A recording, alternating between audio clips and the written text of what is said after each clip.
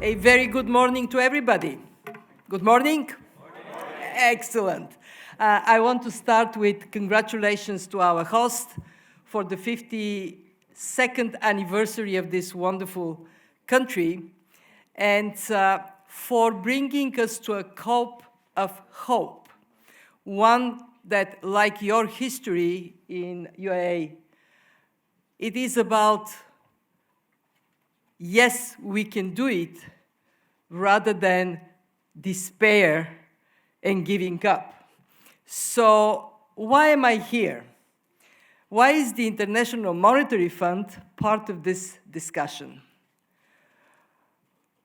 We are here because climate risks are macrocritical. They hit economies, communities, and households dramatically. They can cause financial instability. But we're also here because the transition to the new climate economy offers unique opportunities for green growth and jobs. We are here in a rather difficult time for the world. We are in a more shock-prone environment. Since 2020, we have experienced unthinkable events. COVID first, then the war in Ukraine. Now there is war in this, close to you, in this neighborhood. We have proven to be remarkably resilient. Bear talked about resilience of the planet, but also we have seen the world economy being quite resilient.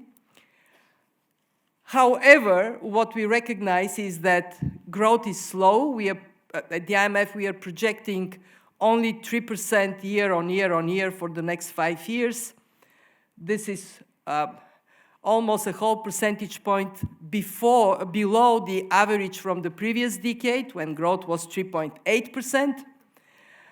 And we have, on top of it, geopolitical tensions that cause economic fragmentation. And in this context, we also face a climate crisis.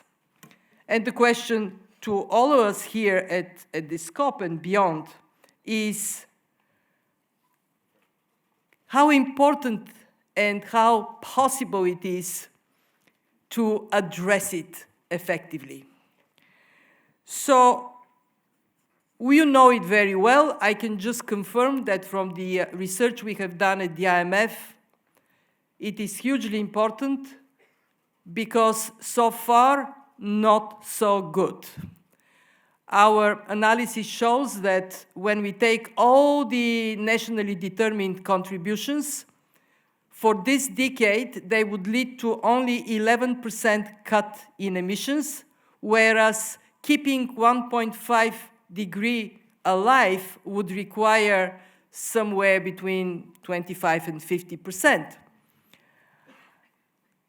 We are also very concerned that there is inequality within countries and across countries. In fact, the shocks I talked about, they caused further dangerous divergence between those economies that have strong capacity to cope, and especially low-income countries, many of them being way more vulnerable to climate devastation. So what does that mean? Where should we go? At the IMF, we have adopted an approach that has 3 elements. Number 1, very obvious, accelerate decarbonization, front-loading actions in this decade. We believe that with a package of measures that include carbon price,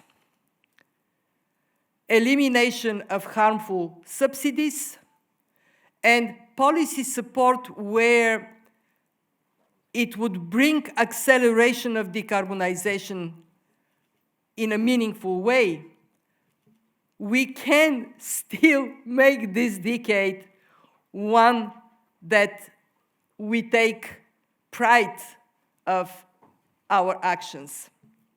So let me talk about these three things. Carbon price. We have seen some progress. Coverage in jurisdictions, both national and subnational, of carbon price is now close to 25%. It was 10% 10 years ago, so we are moving. We are also seeing increase of average carbon price where it exists. Today, in the areas that are covered by carbon price, it is about $20 per ton. But if you take the areas that are not covered and you amalgamate them, the 75% that do not have carbon price, then the average carbon price would fall to $5 a ton.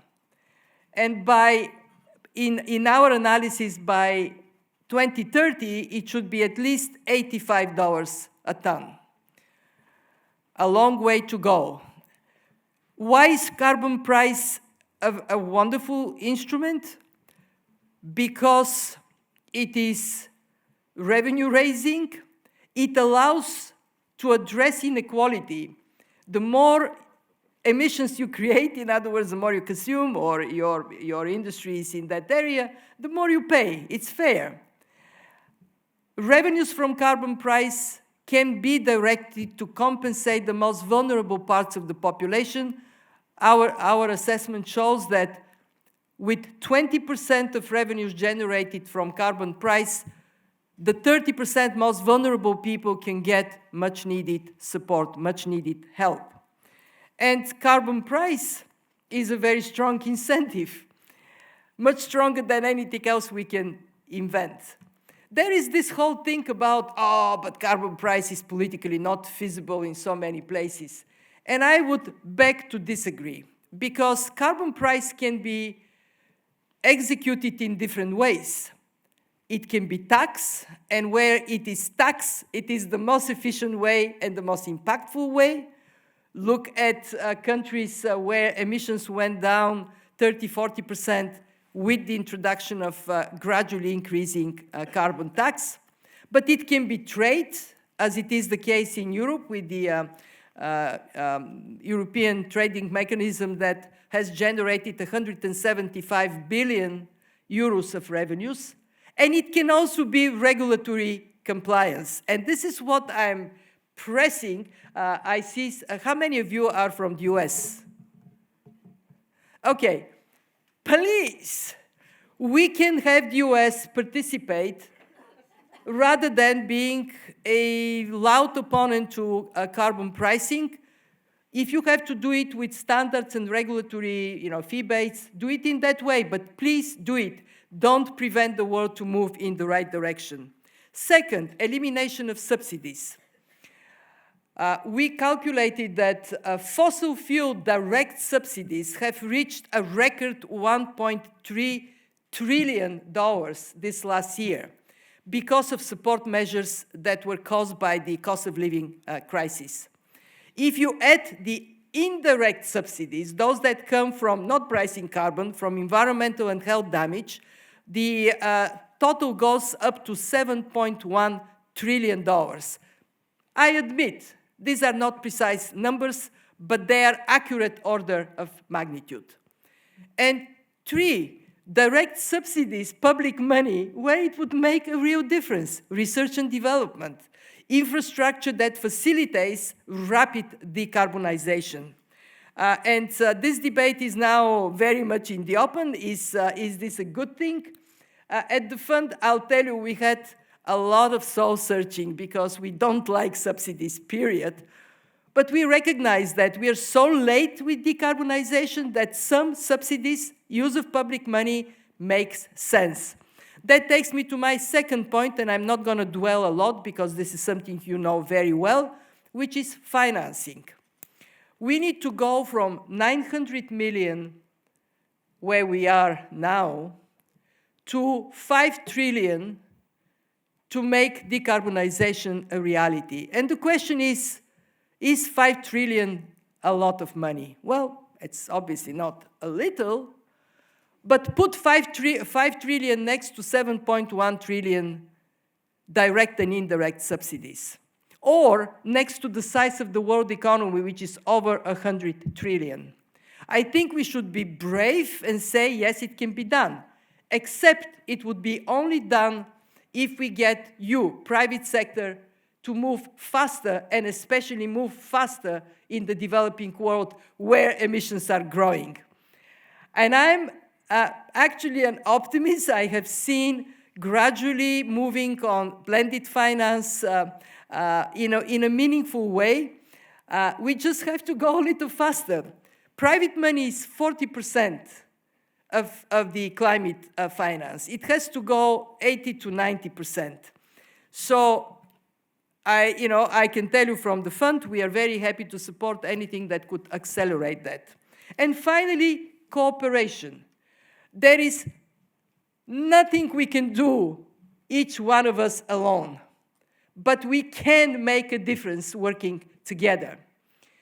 For us at the IMF, this has translated over the last 2 years in dramatic shift in the way we work. First, we now integrate climate considerations in our policy engagement with countries. Mitigation for countries that are high polluters, adaptation for those that are vulnerable, transition for those that have high hydrocarbon sectors. Second, we integrate climate in our financial sector assessments so we can see financial sector risk related to climate and advise our members on them. 3, we are very active on data. Good data gives you a chance to have good decisions.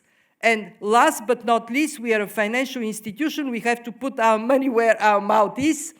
We have created a $40 billion Resilience and Sustainability Trust. Already 11 countries have tapped into it. I want to thank UAE becoming the newest contributor with 200 million as of yesterday. Thank you. Thank you. And let me finish with this. We heard this, you would be, in years from now, you look back, what have you done? And that's very real. I, for one, have 2 grandchildren. Whenever I am struggling with what is the right thing to do, I look at the picture of my grandchildren. And I can tell you that not acting with all the force we have to change the direction of our societies is definitely not the right thing to do. The right thing to do is act, agir, do what is necessary, and you guys are the people I pin my hope on. Thank you very much.